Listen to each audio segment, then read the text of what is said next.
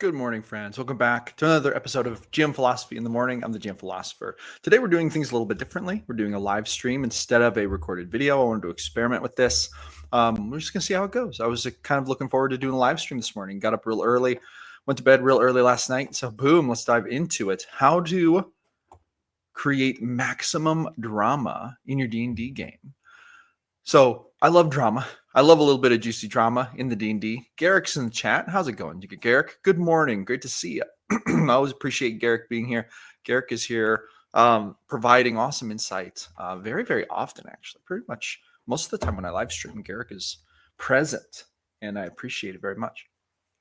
Anyway, so drama. I love drama. I love creating drama in my games. And I have 2 tips for how I do this. And I think it's pretty successful. And I feel like I've gotten a lot of positive feedback from players that they like the drama and they kind of love to hate it sometimes. Like sometimes they hate the drama, but it's like a fun thing, right? It's engaging.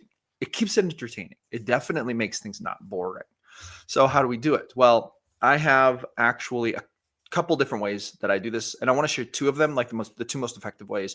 Before I do that, I just want to encourage you to hit that thumbs up button and smash that subscribe button. We here at GM Philosophy are all about the mission of empowering game masters to run better games. That is our mission. If that sounds like the place for you, then you'll definitely want to do that. We got some links to stuff in the description. You can get my top 10 Game Master Tips ebook for free. Link to that is in the description. Check out our GM Philosophy calendar. We have all kinds of events going on in the Discord all the time. Join our Discord, do awesome stuff with awesome people like us. Over 450 game masters present in the Discord right now. So all kinds of things going on in there. Contests, events, master classes, the works, you name it, jump in there. There's all kinds of awesome stuff going on to help you better your games. So tip number 1 for how to create maximum drama in your D&D game is to leverage what I would call NPCs choosing sides. Okay. Now, one example of this is in my more recent Barren Lands campaign. We just ran episode 7 the other night. You can find a whole playlist of our Barren Lands gameplay on my YouTube channel. But good morning. Great to see you. Great to see you. Cognoscente, is that how you pronounce it? Cognizant, I think is what it's referencing. I'm not actually sure. You're here all the time, but I don't know how to pronounce your I don't know how to pronounce your YouTube name. But so here's what happened in the Barren Lands. In the very first episode, when they appeared in the Barren Lands, they realized that there were 2 NPCs with them, right? 2 NPCs. And one of the NPCs was this girl. She had white hair, 2 different colored eyes, and she was acting a little suspicious. And she very quickly dove into this kind of situation where she was cozying up to one of the players. And then she was like acting strange toward another one, right? So she was being really friendly, acting like she was afraid, kind of cozying up to the paladin, dragonborn paladin, who was like very, very outwardly, obviously kind. But then there was this elf in the group. Oh, you had it right the first time. Just call me Cog. Will do, can do. I like it. But anyway, and then there was this other girl in the group. There's an elf, Faylene, played by Bailey, and this elf was acting a little bit like suspicious of the girl, which understandably she'd never met her. She just appeared in this random place with this girl. So the girl was kind of acting strange, and every time Sol wasn't looking, the paladin, she would kind of like make weird faces at the elf, like kind of like like snooty faces. And this caused so much like fun drama in the very first session. Now, it went on to be that, this girl admitted that she felt like that elf girl was out to get her. And she was kind of cozying up to the paladin because he seemed more obviously safe and more obviously good. But that created a little interesting tension. So you have an NPC who kind of really buddies up with one player, but then they choose another player to like act out toward, and then they draw like a line in the group. This can be very, very fun, and it can go in a number of ways. Sometimes the whole party is like, okay, you're acting sus. It's time to either kick you out or give you the axe. Sometimes you actually get parties split on this. Sometimes you have party members who are like, no, I like this NPC. And then others are like, I actually hate them. So you have some interesting drama that comes up that way. But that's one of my favorite ways to create drama and dramatic tension in a game. So the second way that I like to create drama and dramatic tension is by having outsiders come in and like obviously point at some members of the group and say like they're good or they're better or they have their respect, and then they just talk down and demean to other members of the group. So for example, you might have a situation where you have a group and maybe there's a dwarf in your group, and then you have them face off against like this dwarf crime boss and the dwarf crime boss says to the dwarf of the group, listen, you have my respect. We don't have to have quarrel. In fact, we could share an ale together. I would ask you, with all due respect, to stand aside. The rest of your group does not deserve your respect. These mangy elves, these mangy humans, these little halflings, they do not deserve the respect of you, fine dwarf. So they're like demeaning the rest of the group, but they're kind of looking to one of the members and and basically giving them a boost to whatever, filling them with hot air. So this is actually kind of fun because you have someone from the outside coming in and kind of like drawing lines.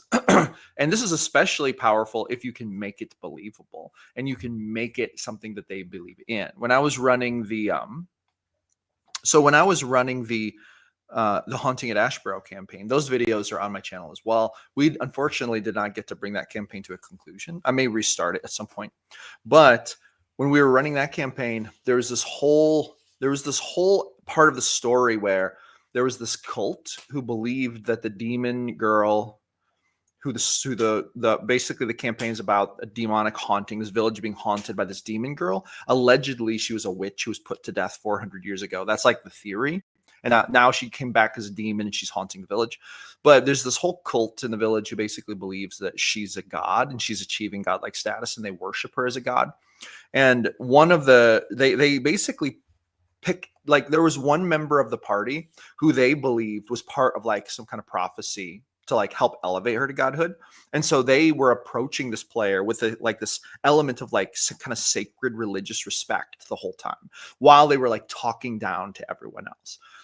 But the way that they framed it was, this girl suffered unjustly at the hands of this village. She was burned at the stake. All these terrible things happened to her. And now she finally has the power to get revenge. She finally has the power to bring justice. Don't you want to help her? Right. And so this was like, this particular player also didn't jump right into the bandwagon of like, oh, she's bad, we need to stop her. This player was kind of looking at the whole picture. And so it was a really interesting situation where that player actually, when a fight broke out between the party and the cultists, that player actually casted fear on his own group in an attempt to stop the fight. So it really even got to a point where, these cultists picking him out, trying to get him to see their point of view, actually caused a very real split in the party, even to the point where you had the party basically stumbling over itself during the combat. One of them didn't want to fight, wanted to hear it out. The others were like, no, we have to fight these crazy people. So it was like, really, really interesting.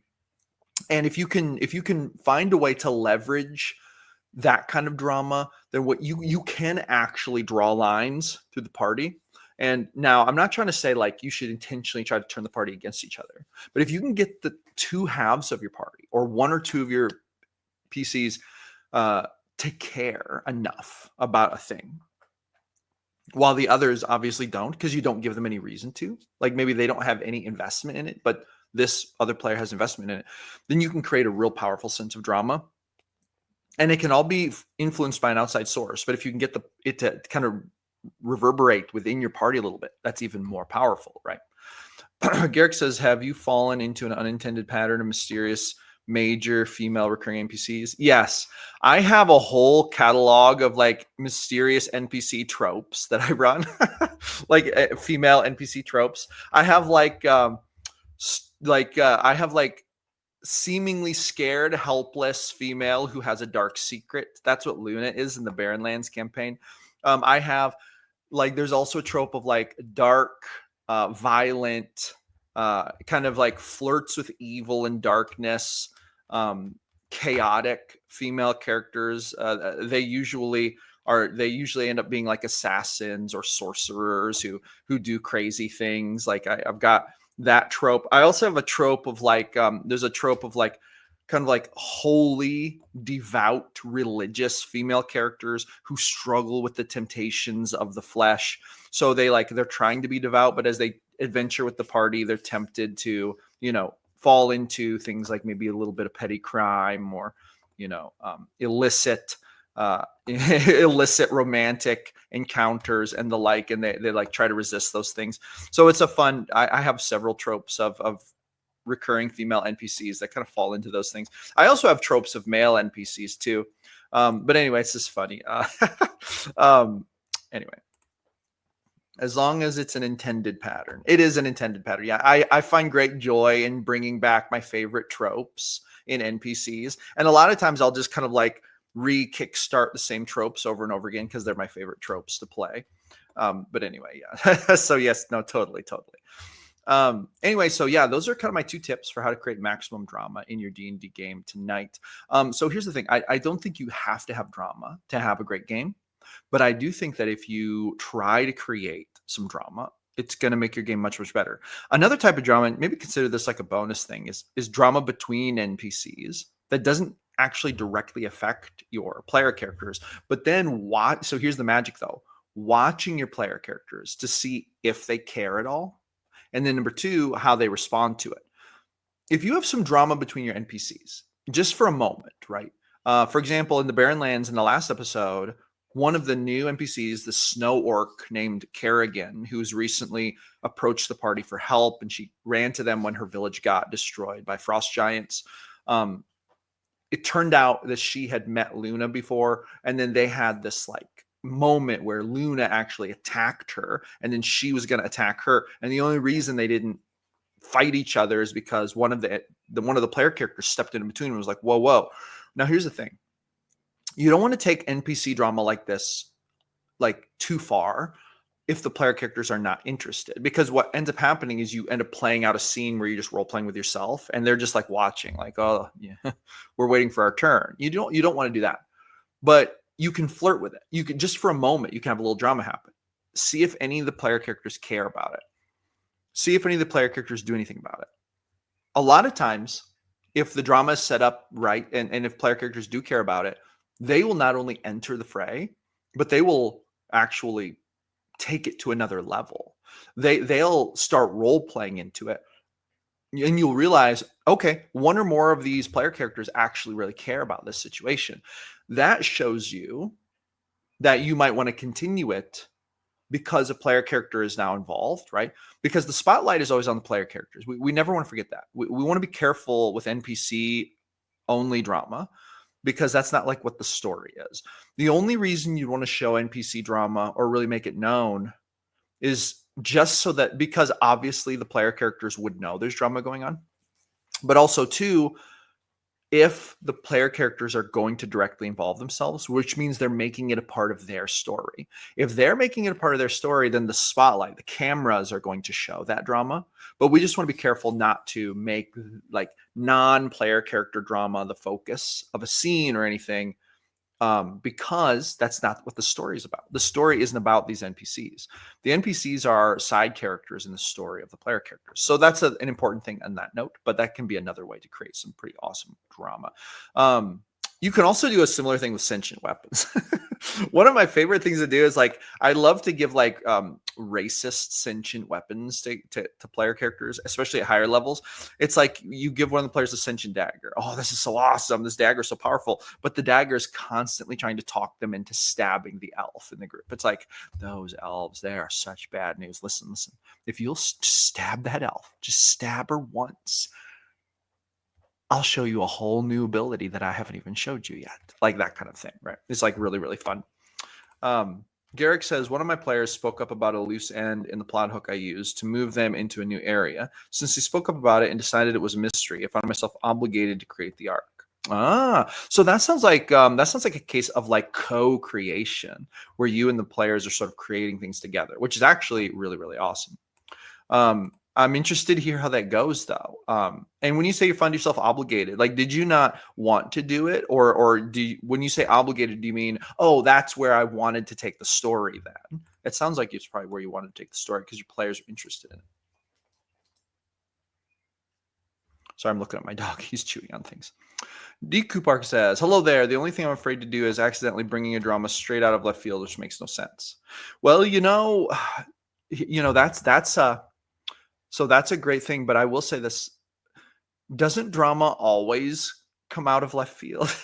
Like in real life, if we think about drama in real life, that's the thing about drama. It's like, why is this even happening? Why? That I feel like that's always the question with drama. And usually there's an answer, but there's never a good answer.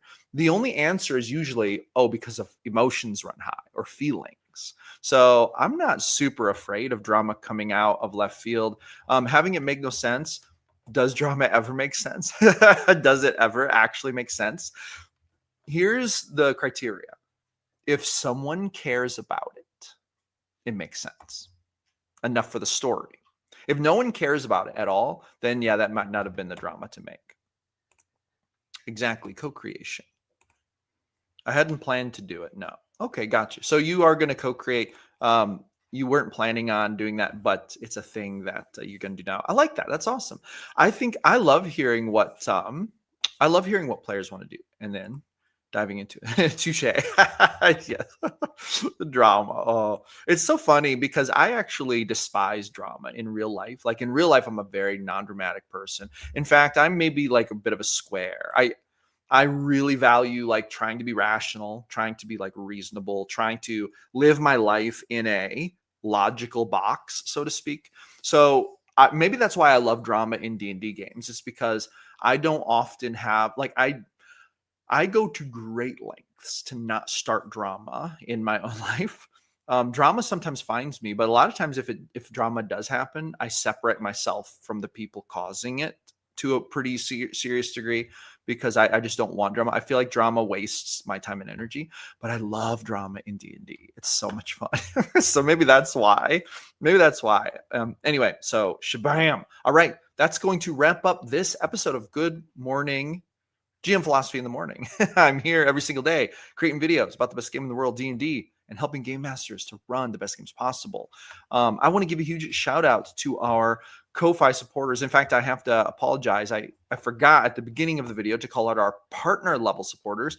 Partner level supporters, Solstice and David. Thank you so much for supporting the work we're doing here at GM Philosophy. I want to give you a shout out to our latest gold level supporter, Craig. Craig, thank you so much. And to all of our amazing Ko-Fi community supporters, D. Coopark included.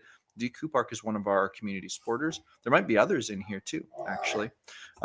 It's thankfully it's so amazing. It's getting to a point where it's hard for me to keep track sometimes of who's a community supporter because they're growing every single week. But awesome benefits to becoming a community supporter. Check the link in the description. My dog is barking in the background. My apologies. Anyway, so thank you all so much for tuning in. Hey, quiet. He's being very loud. And that's going to be it for this one. Have a great day, everyone. I will see you tomorrow morning.